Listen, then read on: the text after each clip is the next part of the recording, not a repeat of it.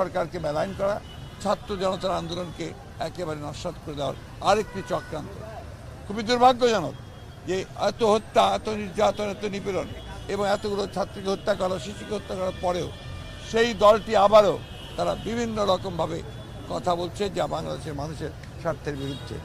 আমরা মনে করি যে এই সরকারের এই বিষয়ে পদক্ষেপ নেওয়া দরকার। আমরা মনে করি যে সরকারের অবশ্যই সকল রাজনৈতিক দলের সঙ্গে কথা বলবেন, কিন্তু কোনো হত্যাকারীর সঙ্গে নয়।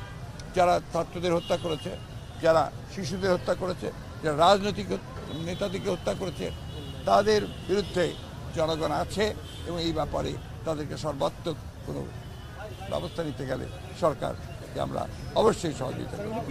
Thank you.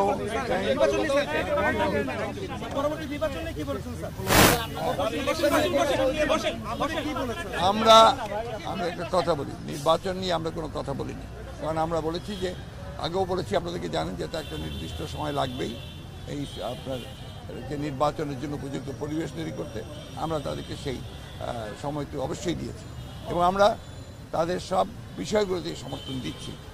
আমরা একটা কথা খুব পরিষ্কার করে বলেছি যে বর্তমানে দেশে যে অস্থিরতা সৃষ্টি করা হচ্ছে, চেষ্টা করা হচ্ছে, যে বিশৃঙ্খলা সৃষ্টি করা হচ্ছে এবং সাম্প্রদায়িকতার যে ধোঁয়া তোলা হচ্ছে, এগুলোতে জনগণ যেন বিভ্রান্ত না হয় এবং জনগণ যেন ঠিক পূর্বের মতোই সেই সাম্প্রদায়িক সম্প্রীতিকে অক্ষুণ্ণ রেখে, জনগণ নিরাপত্তাকে অক্ষুণ্ণ রেখে তারা যেন এই সরকারকে সহায়তা করে।